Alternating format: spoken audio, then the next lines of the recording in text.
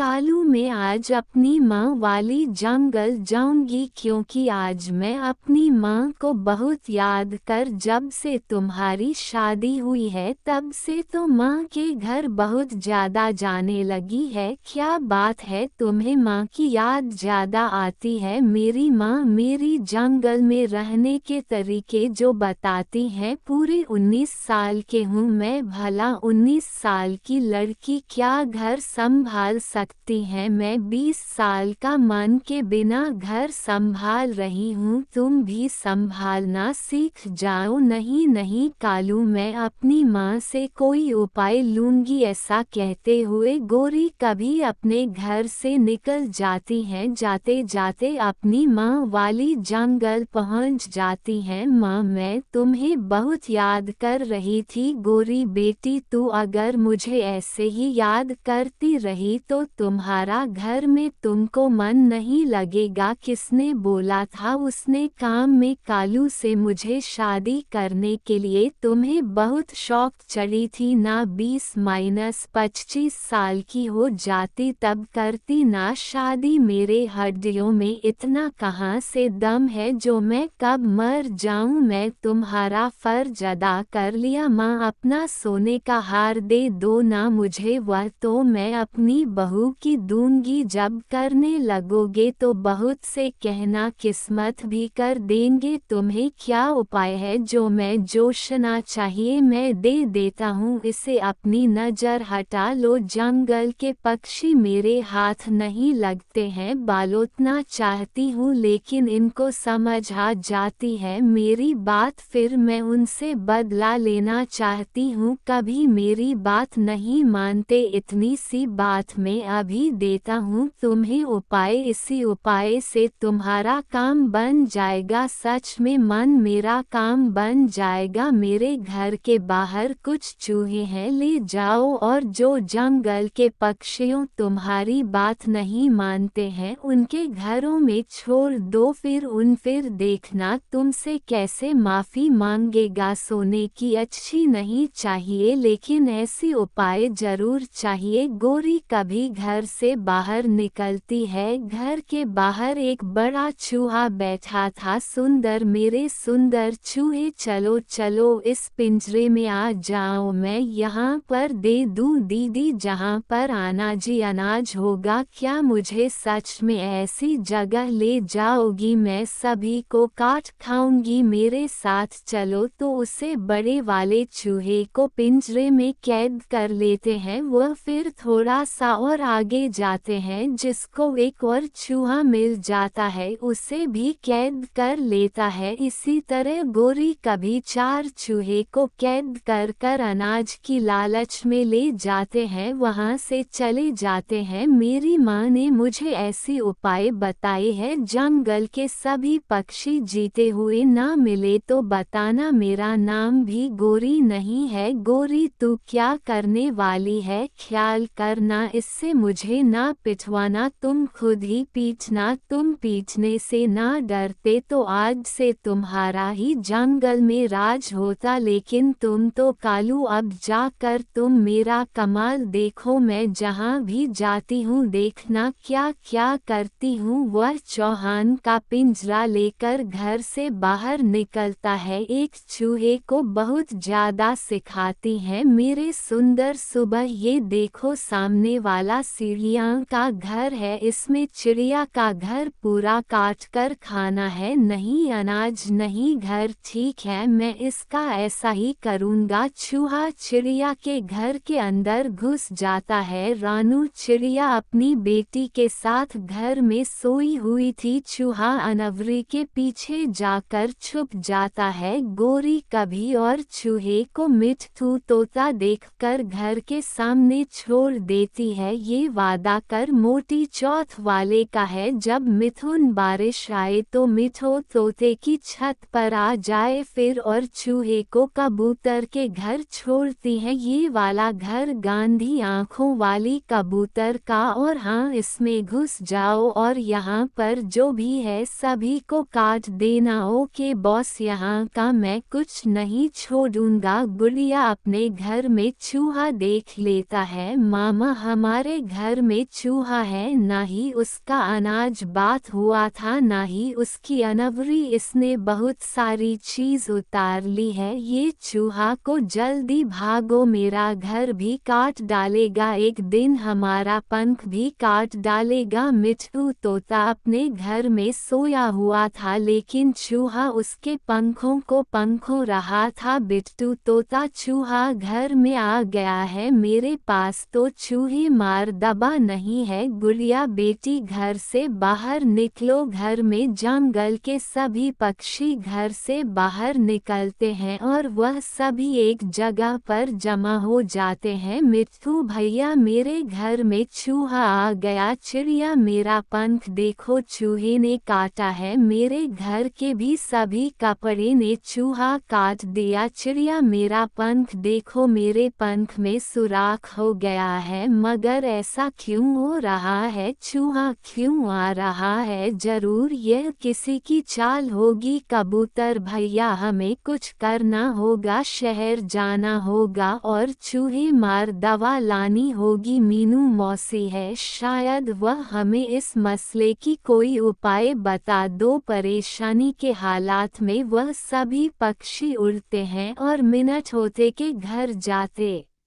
हे मीनू मौसी, हमारे बात सुन, हम बहुत परेशानी में हैं। बड़े बाप रे, ऐसी भी क्या परेशानी है, बोलो ना। मीनू मौसी, हमारे घर में चूहा आ गए हैं, उसने हमारा पैन काट दिया तो किसी चूहे ने कपड़ा का कर दिया। अरे तुम सबके घर में इकट्ठे हुए कहाँ से आ गए? ये किसी की चाल हो सकती है। आप कोई उपाय बताए कि अपने घर में कोई मीठी चीज रख दो, एक पिंजरा बना और उसमें मीठी चीज रख दो। मीठी चीज खाने के लिए चूहा जरूर अंदर आएगा। उन लोगों को पकड़कर राजा के पास ले जाना। चलिए मिट्ठू, हम वैसा ही करते हैं। रानू चिड़िया थोड़ा सा शक्ल लेती है, शक्कर को पिंजरे में रख देती है। शक्कर की खुशबू सुनकर पिंजरा में चूहा जाता है, ऐसे कबूतर भी करता है और मिट्ठू तोता भी। वह सभी चूहों को पकड़कर चल महाराज के पास ले जाती है। चूहा है, हमारे घर में घुस आए थे, उन्हें तबाही मछली है, उनसे पूछिए इनको हमारे घर का रास्ता किसने दिखाई? मेरे पक्षियों के घर किसने तुम्हें दिखाए और यह कारनामा करने के लिए किसने बोला? महाराज, हम इस जंगल के चूहे नहीं हैं, हमने